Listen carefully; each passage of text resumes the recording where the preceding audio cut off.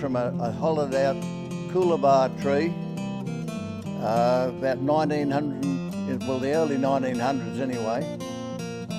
It was made out near Burren.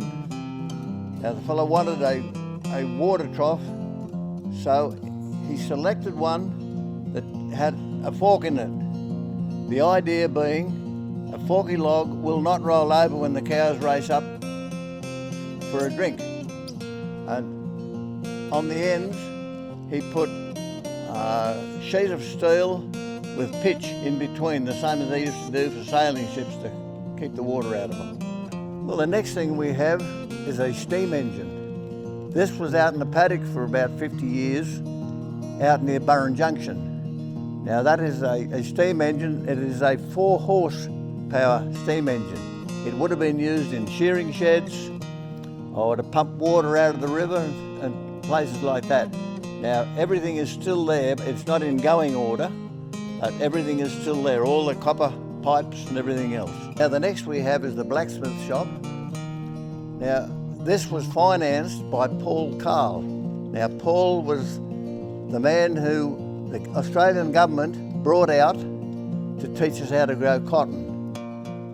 Now he financed this mainly because on the front of the brickwork there's a lot of blacksmith's tools.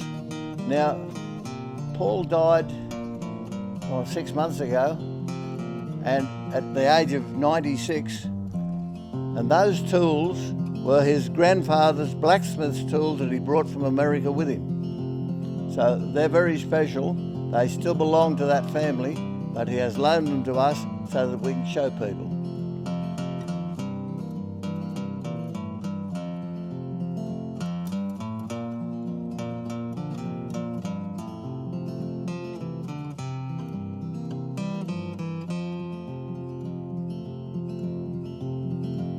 Right, here we have the old jute wool pack, which used to weigh 11 pounds.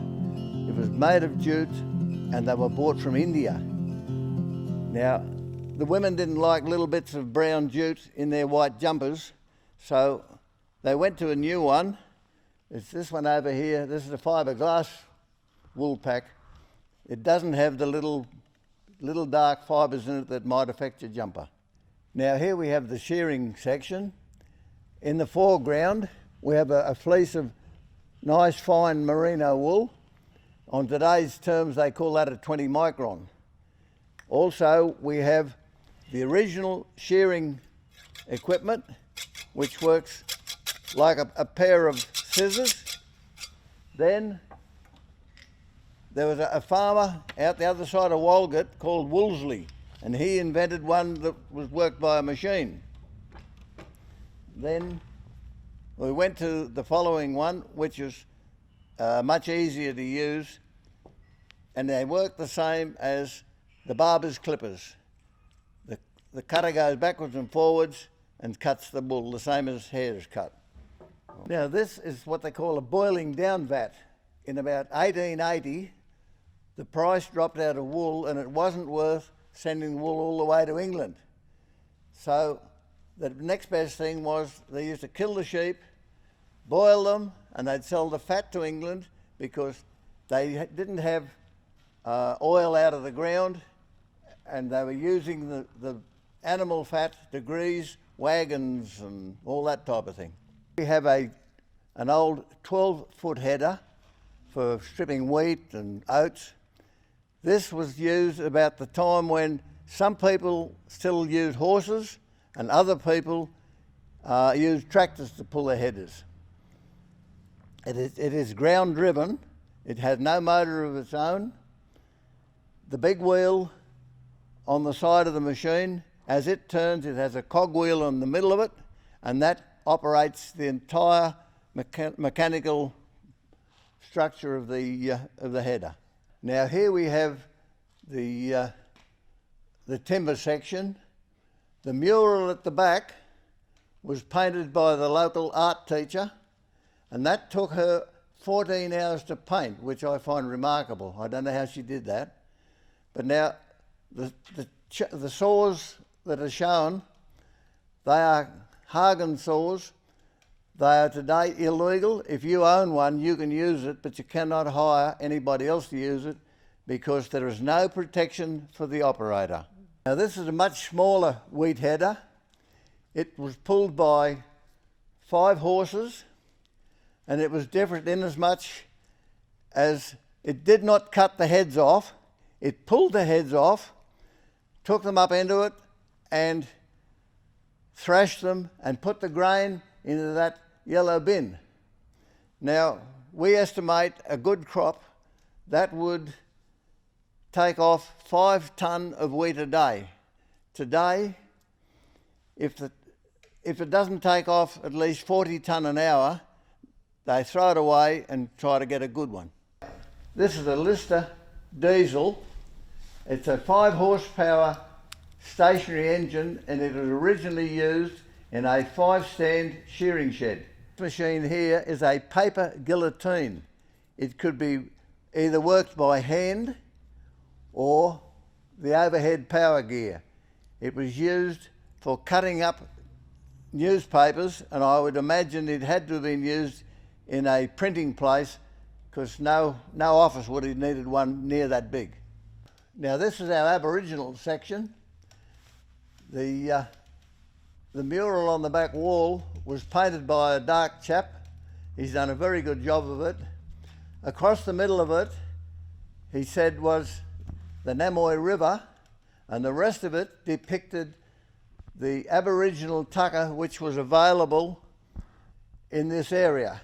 Across the middle, we have a yellowbelly, a cod, and a catfish. Now he explained that he has painted the bones in these fish. He said white people would only paint a fish, and he said dark people paint what is actually in there.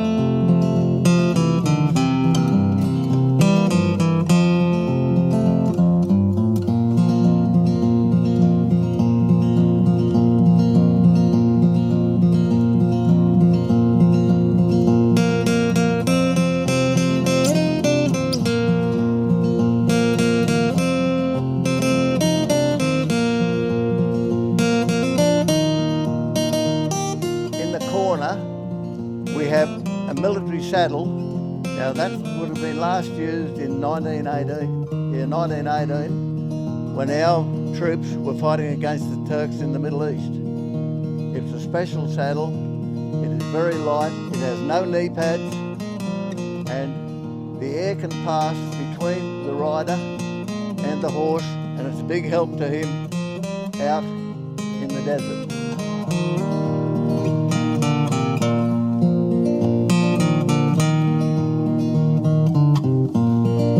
Now this cottage was built for timber mill workers between 1880 and 1890. Now this is the third location, because where it was first built, it was straight in the road of the new railway line they were going to put through in about 1902. So they picked it up and moved it about 60 metres. Then, about 10 years ago, it was falling down, nobody living in it. We acquired it, we put it on a trailer and brought it here and rebuilt it. The floods used to go through this cottage every time there was a big rain. And you can see on the mark of this wardrobe, the mark showing you the depths of the flood that used to come through. Now we didn't try to do up the wardrobe. We thought as a matter of interest, we'd leave the mark there for people to see. I think originally it would have been used as a bedroom because Mr. and Mrs. Swagger, who owned this and reared their kids in it, they reared 8 children in this little cottage. It's a 4-room cottage. I think the boys might have slept on the front veranda. But we were very fortunate on one occasion. A man from Taree came wandering in with 2 parcels and up on the wall we have what he was carrying. It's the two photos of the original people who lived in this a long time ago. Here we have a really unique piece of machinery. It is a kitchen larder or kitchen cupboard. It was commercially made, because I have heard of two others like it. In the top drawers you have your herbs and small things going down, and down the bottom you have your bread, potatoes, flour in the bigger bags. Now the advantage was it didn't take up much space.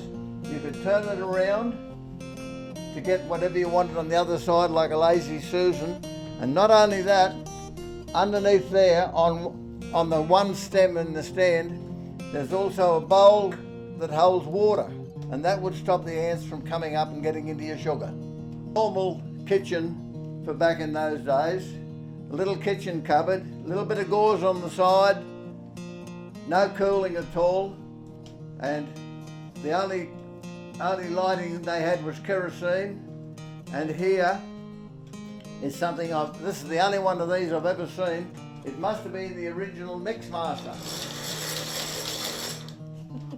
I've seen plenty of the mixers, but not attached to a bowl like that.